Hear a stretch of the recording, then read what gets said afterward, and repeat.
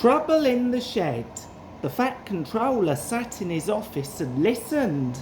The Fat Controller frowned and said, "What a nuisance passengers are. How can I work with all this noise?" The station master knocked and came in, looking worried. "There's trouble in the shed, sir. Henry is sulking, there is no train, and the passengers are saying this is a bad railway." "Indeed," said the Fat Controller. "we cannot allow that. Will you quieten the passengers, please? I will go and speak to Henry." He found Henry, Gordon and James looking sulky. "Come along, Henry," he said. "It is time your train was ready."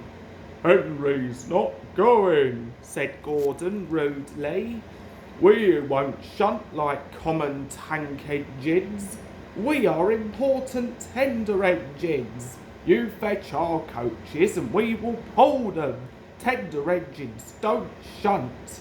And all three engines let off steam in a cheeky way. "Oh, indeed," said the Fat Controller severely. "We'll see about that.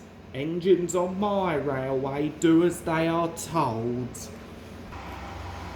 He hurried away, climbed into his car and drove to find Edward. The yard has never been the same since Thomas left, he thought sadly. Edward was shunting. "Leave those trucks, Edward. I want you to push coaches for me in the yard." "Thank you, sir. That will be a nice change."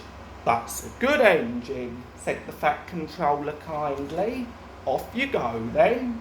So Edward found coaches for the three engines, and that day the trains ran as usual. But when the Fat Controller came next morning, Edward looked happy. Unhappy, Gordon came clanking past, hissing rudely. "Bless me," said the Fat Controller. "What a noise!" "They all hiss me, sir," answered Edward sadly. "They say tender engines don't shunt, and last night they said I had black wheels. I haven't, have I, sir?"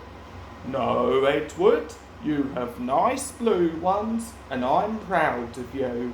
Tender engines do shunt, but all the same, you'd be happier in your own yard. We need a tank engine here." He went to an engine workshop and they showed him all sorts of tank engines. There were big ones and little ones. Some looked happy and some sad, and some looked at him anxiously, hoping he would choose them. At last he saw a smart little green engine with 4 wheels. "That's the one," he thought. "If I choose you, will you work hard?" "Oh, sir, yes, sir." "That's a good engine. "I'll call you Percy." "Yes, sir, thank you, sir," said Percy happily. So he brought Percy and drove him back to the yard. "Edward," he called, "here's Percy. Will you show him everything?" Percy soon learned what he had to do and they had a happy afternoon. Once Henry came by hissing as usual. Said Percy suddenly. Henry jumped and ran back to the shed. "How beautiful you wished him," laughed Edward. "I can't wish like that." "Oh," said Percy modestly, "that's nothing. You should hear them in the workshop. You have to wish loudly to make yourself heard." Next morning, Thomas arrived. The Fat Controller sent for help.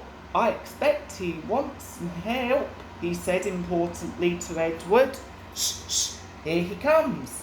"Well done, Thomas. You've been quick. Listen, Henry, Gordon and James are sulking. They say they won't shunt like common tank engines," So I have shut them up, and I want you to both to run the line. Common tank engines indeed, snorted Thomas. Oh, we'll show them. And Percy here will help too, said the Fat Controller. Oh, sir! Yes, sir! Please, sir! Answered Percy excitedly. Edward and Thomas worked along the line, starting at opposite ends. They pulled the trains, whistling cheerfully to each other as they passed. Percy sometimes puffed along the branch line. Thomas was anxious, but both driver and guard promised to take care of Annie and Clarabelle. There were fewer trains, but the passengers didn't mind. They knew the 3 other engines were having a lesson. Henry, Gordon and James stayed shut in the shed and were cold, lonely and miserable. They wished now they hadn't been so silly.